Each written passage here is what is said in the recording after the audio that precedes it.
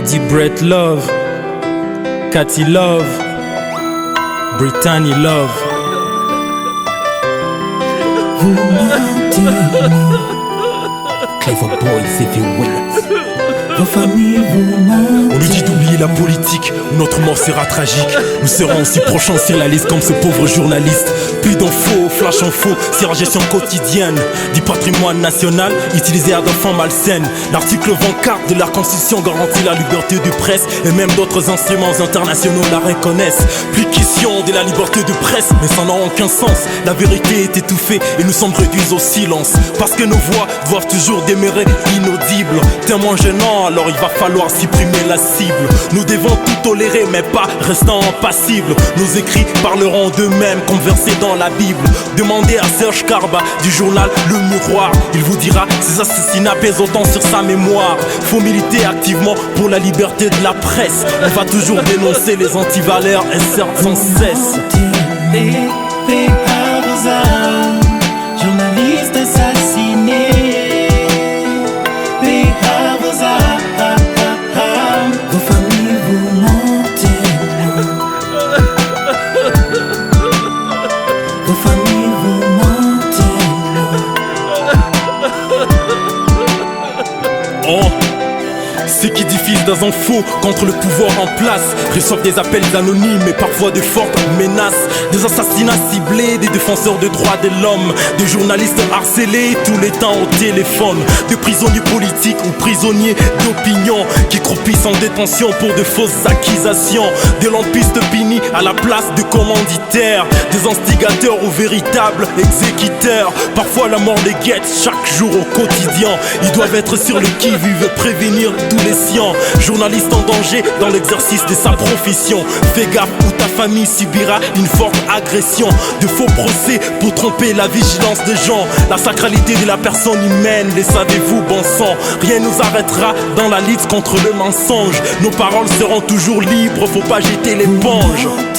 Paix à vos âmes, journalistes assassinés. Paix à vos âmes, vos familles vous mentez.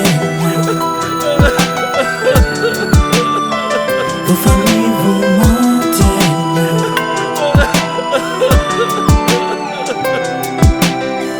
Yeah.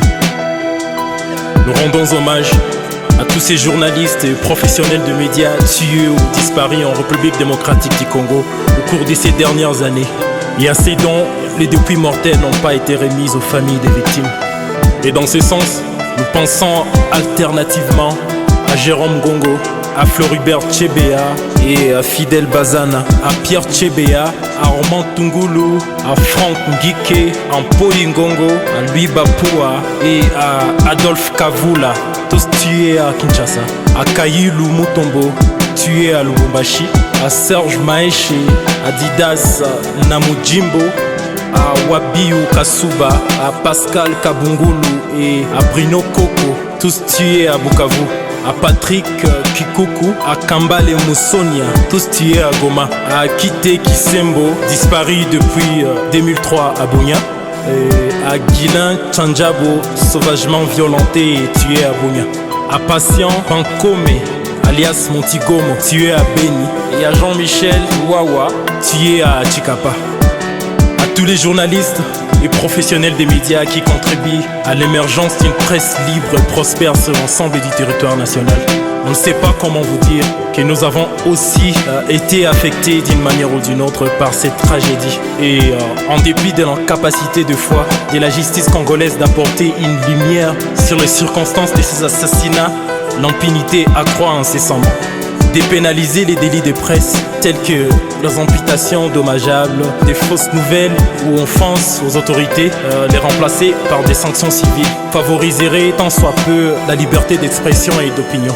Je suis vraiment désolé. Et les larmes dégoulent sur mes joues en vous disant ces quelques mots tristes. Nous partageons avec vous la douleur causée par ces longs feuilletons d'assassinat et sincères condoléances aux familles éprouvées. Clever Boys, Eddie Brett Love.